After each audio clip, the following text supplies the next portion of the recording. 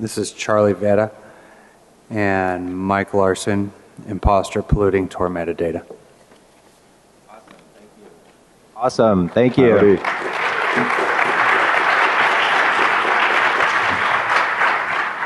All right, we know this is going to get a lot of press attention. We want you all to use our logo in anything you write about this, please.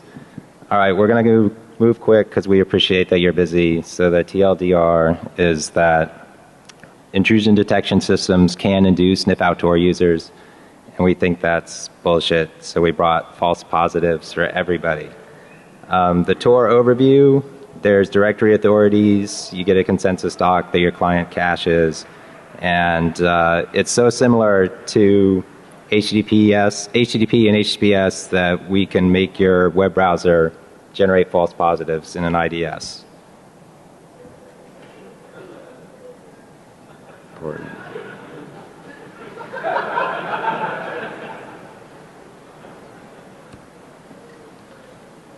We understand there's always opportunity cost, so we've made some attempts to reduce it.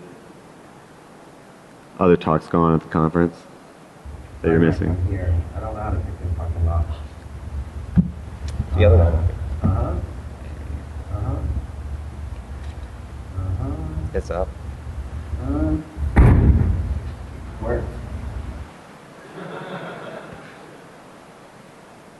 Didn't want to get the reference. Maybe, but maybe intro that one. There's some car hacking going on. We decided to cover the physical portion of the attack vectors related to car hacking. So. Oh, what's happening? God, what my G? What my gosh? They covered the digital part when full coverage for car attacks. All right. Well, I'm the graphic designer. I created that awesome logo that you saw. I dabble in security because privacy is the utmost importance. Yeah, so just like you, we're interested in security and privacy, but we're also interested in arts and crafts. Here's one of our projects. Oh yeah, the fake the badge contest. If you go to Goon and show them your fake badge, you win a black badge. So, should do that. Okay, so if you download Tor, warning number 6 of 6 on the download page is that the fact that you're using Tor, like it provides anonymity in the sense that people monitoring the wire can't see where you're going, but it doesn't hide the fact that you're using Tor. So the wording on this is a little vague on the web page, but essentially it means an IDS can detect that you're using Tor and log it. And sometimes this can have real consequences, like in the case of the Harvard bomb threat kid. So if you're unfamiliar, kid wanted to get out of finals, he sent an email via Guerrilla Mail connecting over Tor. Turns out he was one of a handful of Tor users on the Harvard campus at the time. So the same day they were able to track down through the logs and interview him and get a confession, although he hasn't been formally indicted yet. Is Tor safe? That depends on what safe means. Understanding Tor, they're pretty upfront with what it's designed to do and what it's not. There's been quite a few talks about that. And so Runa Sandvik from the Tor project presented a very good talk last year that you all should watch if you're curious. Endpoint security is still important. If you got vulnerabilities in the software that you're using, that could obviously be exploited. For example, Onion browser and the Firefox exploit that you may be familiar with. To help with that, there's a portal. There's a person named Grug. Q. The Grug. The Grug. Okay. Yeah, all right. like yeah. So he has a device that you put upstream, and if your endpoints were compromised, it would end up not leaking any data. All right, so we brought a portal of Pi to give away. It's supposed to be for certified Unix network technicians only. But we're just going to give it away to somebody in the audience. We think it's fine because a lot of y'all look like cunts. So the bridging issue, defaults matter as it's set up. If you were to use it by default, or it creates a bunch of signatures that will show how they're getting caught. But if you use these pluggable transports that use various forms of steganography, they can be used to obfuscate the fact that you are connecting Tor, but that is not one of the direct goals of Tor itself, to be clear. Okay, so we're going to show some signatures here in a few minutes, and when you initially look at them, it's a little confusing because they're matching different pieces in different places. And essentially, they fall into these three categories: either clients connecting to the Tor network, or connections coming from the Tor network, or leaking information, stuff that should have, traffic that should have been routed over a Tor tunnel, but was not.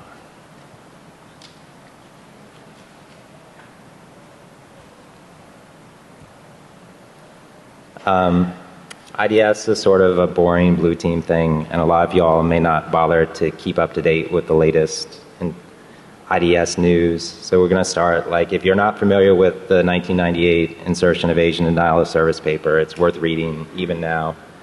And then nothing happened for a couple of years. It's comprehensive history here we assembled. Finally, like in 2004, still nothing happened. Nothing happened for a while. And then last year, Cisco bought SourceFire for $2.7 billion. Cambrian explosion, for sure. So you're up to date on what's been happening with IDS.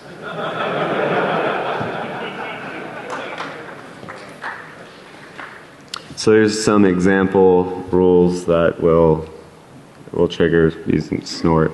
The highlighted red portion is all that it takes to trigger an alert, which would be supportive of someone using Tor at that time. You can see the example rules there, and the JavaScript at the bottom is what we have assembled to induce those, quote, false positives.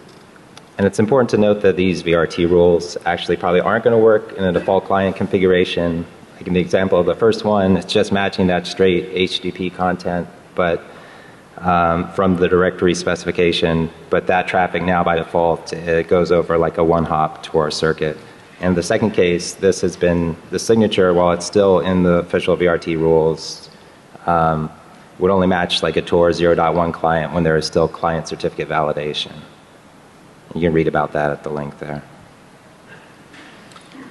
Similar rules, matching binary content. The like 05 hex onion is matching like the dot onion that you see in DNS. Same thing on for exit that you see in red. Yeah, and if you're not familiar with reading snort rules, the piece between the pipes is just a raw match on a hex representation of bytes. So the 10 bytes are just straight from the DNS flags. And I revoke when I said dot. There's no dot. yeah, there's no dot. The number ahead of the TLD is just the length of the TLD. And that's straight from the RFC. So for this one, ETOpen also has a bunch of rules that's detecting traffic from Tor nodes. Like as we mentioned very quickly in the discussion at the beginning, there's it's the Tor relays and the Tor exits. It's all published information. So in this case, you see this is just an example of hundreds and hundreds of straight IP match rules for traffic source from Tor nodes. So in the case of the first one, we need to make a TCP connection from a Tor node to your host to generate the false positive. So in that case, what we did is there's our Tor relay that we stood up called Impostor. And on there is running a web server.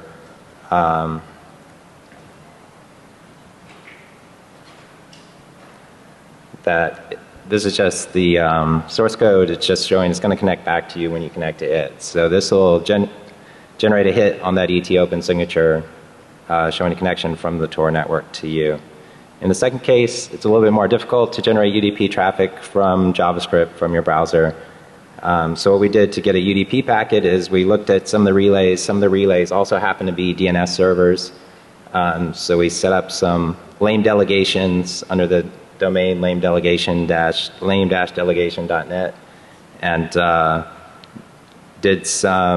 added some host names that point to these Tor nodes. They're also DNS servers. So when you look up those domains, your domain server is going to get an NX domain response from those boxes, generating a Tor alert sourced from the Tor network destined for your recursive DNS server. Oh, and I guess I should actually show that that's in place. So this is the Tor node. This is the IP address. This is the emerging threads. And it's in the list of hundreds and hundreds of Tor nodes that come with that rule set.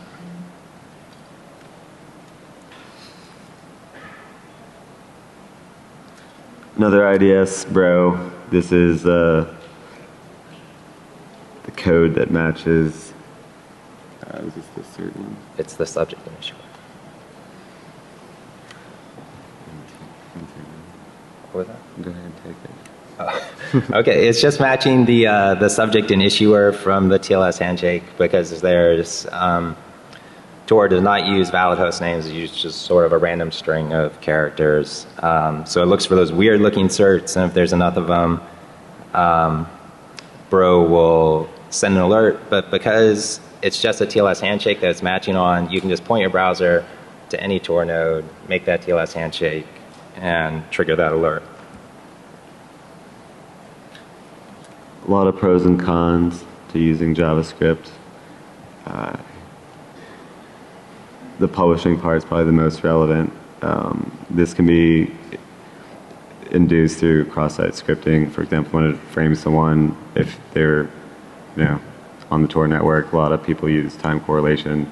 Ad networks, that's another source that you can use to get this JavaScript code running that would induce these IDS alerts. And there's some examples. You just essentially plug that into your code on your site, intranet, wherever you want to have these alerts triggered, and you'll start generating the alerts on the NIDs. So all of the users of your website can become fake Tor users, providing coverage for everybody that uses Tor from those networks. And I would totally trust us to host that JavaScript. I wouldn't recommend pulling it down or auditing it yourself.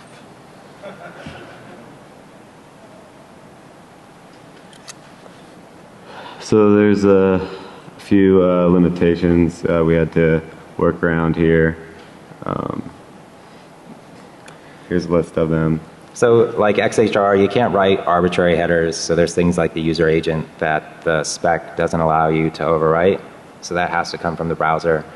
The browser can't make just arbitrary connections to TCP ports. There's a handful that are prohibited. There's a blacklist of ports.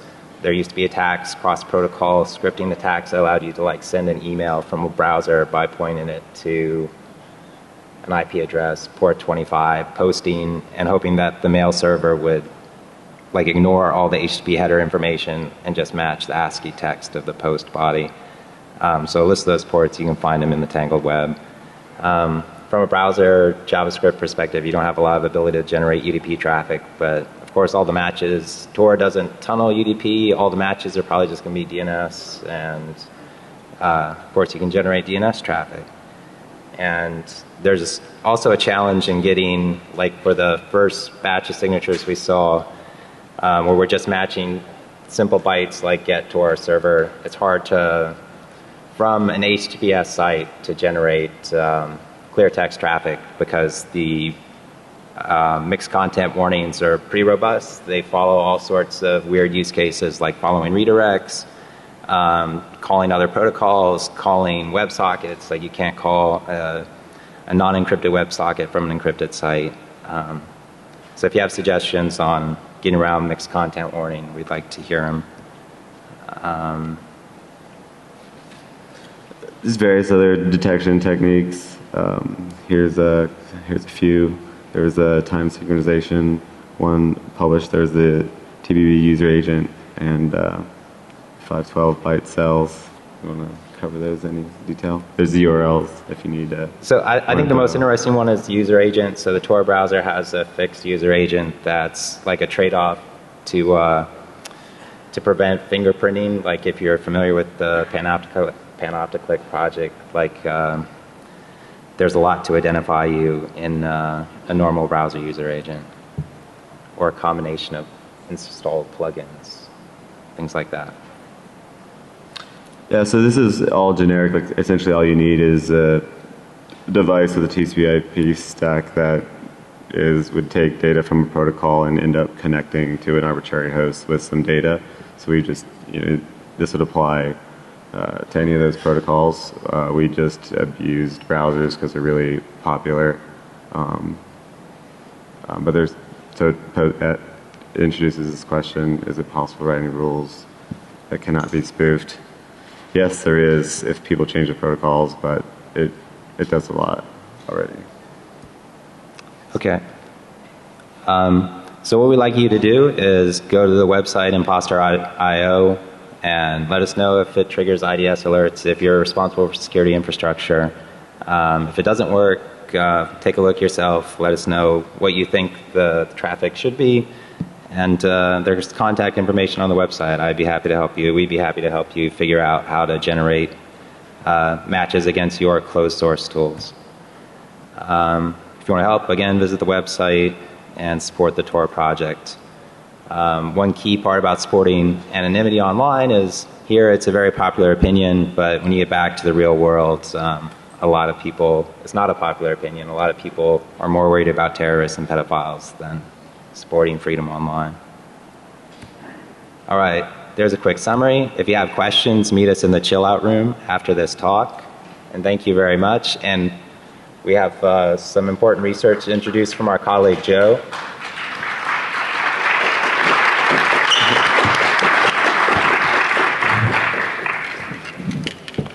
Okay, guys, this is about to be some heavy shit here. This is where it gets deep. When we were doing this Tor stuff, we ran into these packets, and we were going through these leaked documents that Snowden let us view, and turns out there's these walking bipedal nuclear tanks, and there's a codename Metal Gear. And we were going through these packets, and they seem to be using this old game protocol as a stego to hide their real process. And as we were going through this, we started to see these repeating bytes.